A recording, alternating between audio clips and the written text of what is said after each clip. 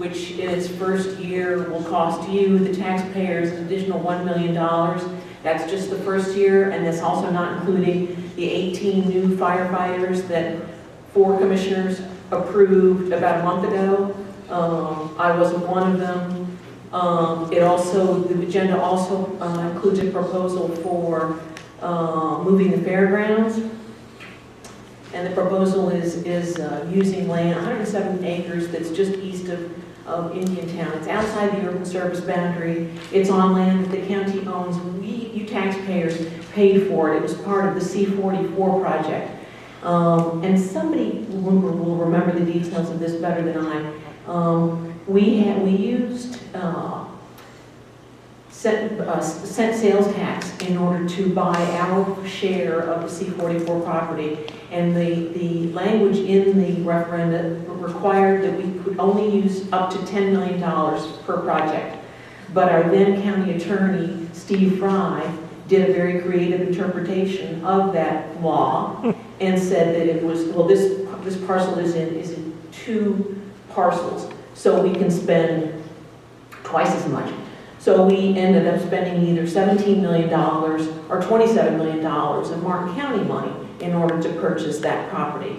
And now it appears that the majority of commissioners are perfectly willing to donate that property that y'all bought to the fairgrounds. And the fairgrounds is, I'm sure they're a wonderful organization. We've had a contract with them for 50-some years. They're required to audit their books every year. I've never seen an audit. So it'll be interesting to see what happens with that proposal. First of all, I want to say that in the last 4 years, we had a real slowdown in the number of privately requested comprehensive plan amendments. We had very, very few in the last 2 years. And I've been a commissioner since 2002. And the majority of the comprehensive plan amendments that I'm talking about today are retreads.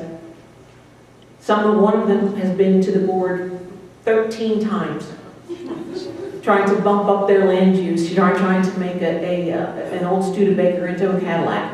And so they now think that they have a favorable commission, and they're coming at us with proposals to increase their densities and intensities. The first one is for the Visiting Nurse Association. It's a 9.4 acre parcel on the northeast corner of Willoughby and Salerno. Currently, the existing land use would, if it was a residential property, allow them to build 4.7 homes on that property. The request on Tuesday will be an increase in density to allow them to build 94. 4.7 to 94.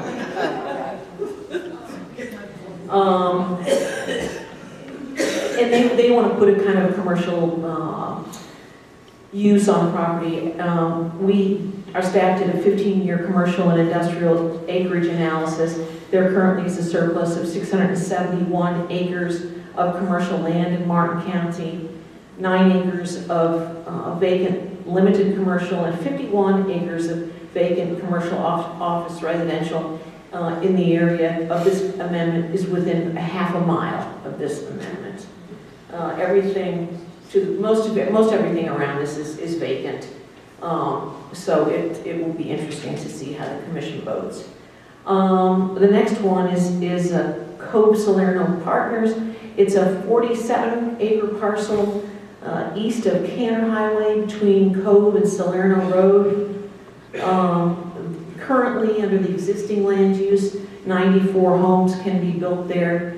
The proposal on Tuesday will ask for approval to build 235 homes.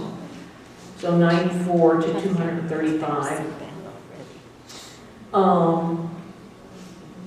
Staff is recommending approval, and our staff is in a very peculiar position these days. Did fine work for the last 4 years, and I'm sure they're under an awful lot of pressure to make different sorts of decisions now.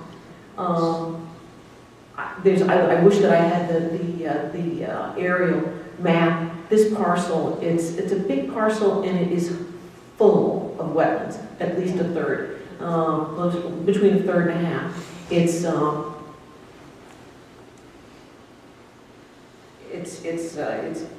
inappropriate. And also, curiously enough, a lot of these amendments are in the area along Cove Road, Willoughby, around the hospital, around here, you know. Yeah.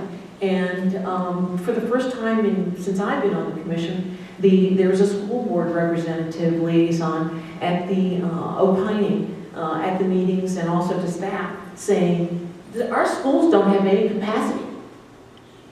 And this is the first time since I've been a commissioner that the school board is coming in and weighing in.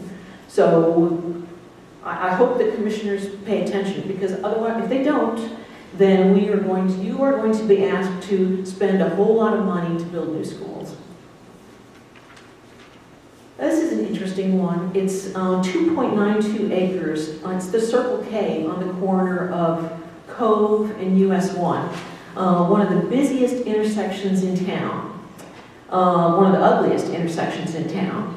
And there's already a gas station there at the Circle K. And it's really over capacity. I live in the area, so if you're going to get gas, you're going to pull in there and you're going to wait to get gas in there. So I can certainly understand why Circle K is interested in putting in a bigger facility. What they want to do is they want to put in probably a racetrack looking kind of Circle K.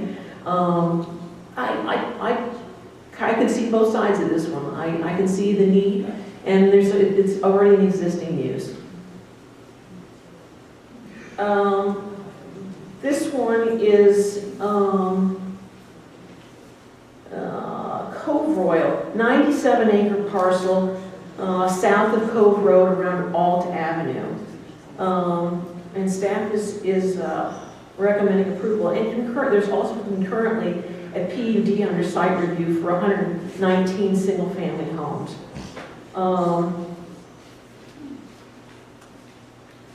The existing future land use would allow 48 homes. The proposal would allow 194 homes. And also the school board cautioned that David Anderson Middle School has no capacity.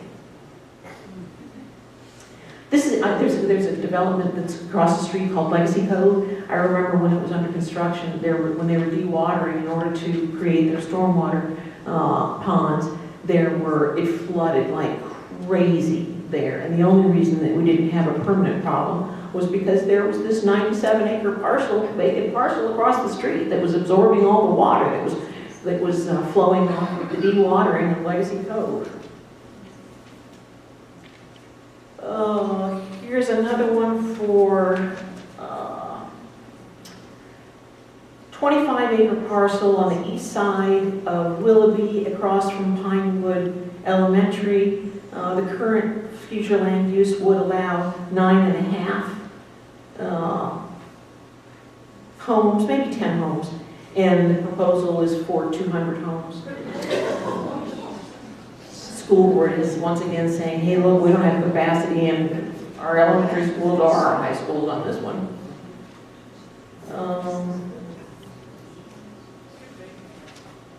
Yes? Serious proposals? Yeah. Are these serious proposals? Oh, yeah. And they go before the commissioners? Oh, yes. The commissioners say, yea or nay? Yes. To 294? What will V&A modify in those homes? Well, V&A doesn't. That was just an example of if it was going to be used for a residential purpose. If V&A does, I don't think that they have a contract on it. I don't know that they do, but they would do a commercial use on the property. But also they're upping their allowable intensity on that property through this amendment. They couldn't do what they want to do on the property unless they get an amendment. Yes? Are these coming up Tuesday? Mm-hmm. Are there staff recommendations on these yet? Most of them are for approval.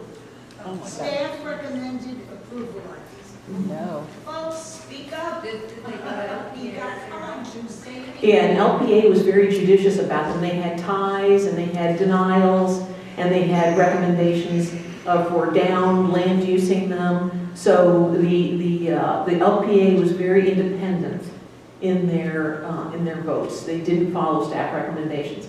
And interestingly enough, after some applicants got denial recommendations from the LPA, they went back to the county within the last week, and they have new applications that make them slightly more palatable. So it'll be interesting. Yes, sir. Do I gather from your comment, when you mentioned the fact that the school board is raising questions, that it's not automatic that if they get these massive development okays, that they're not going to be paying for infrastructure improvement? Who?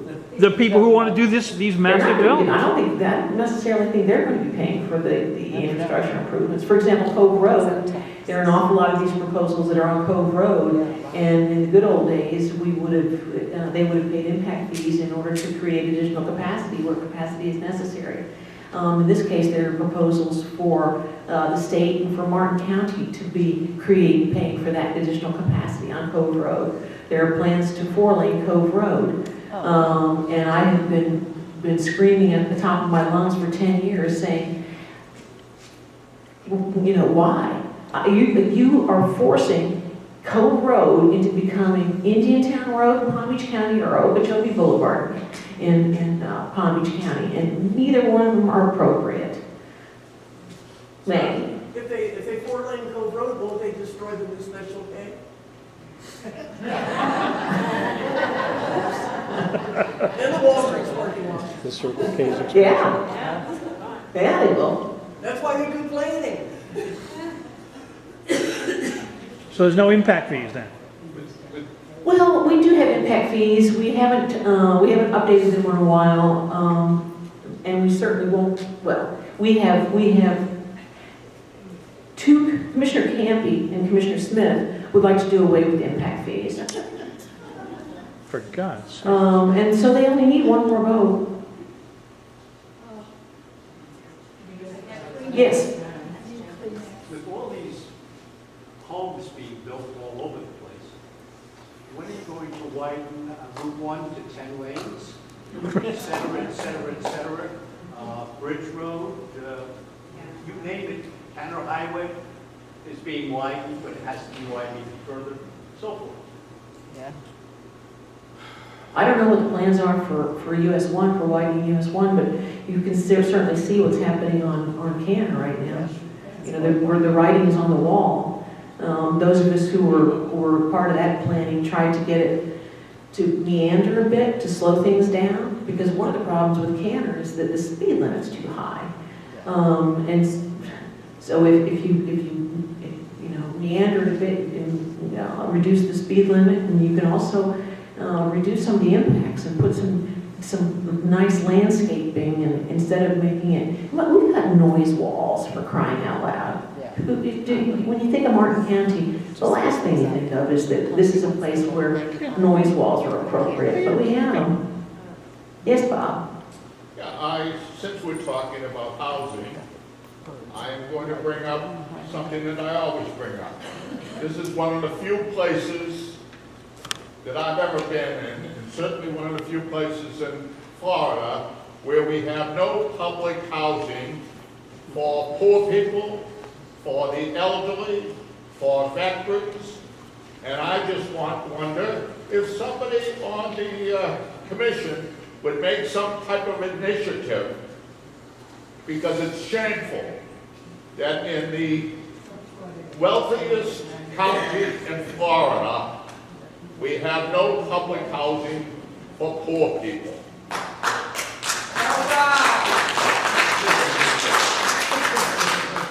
That's a good point, Bob, but I just have to say that it hasn't been prioritized by our board majority.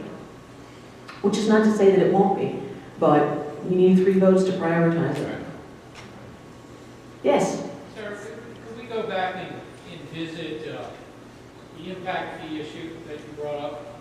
We have 2 commissioners looking to abolish it. Isn't that contrary to what Maggie said earlier about our comp plan and Sure. our fiscal responsibility? Sure, you just amend the comp plan. 3 votes. Thank you. I'm not saying it's a good idea, it's a terrible idea, but yes. you any of, well, two questions. One, is this an unusual week, or is this your typical calendar? When I became a commissioner, we had a meeting every week unless we had 5 Tuesdays in a month, and then we got a week off. We now have at most 2 meetings a month. So our meetings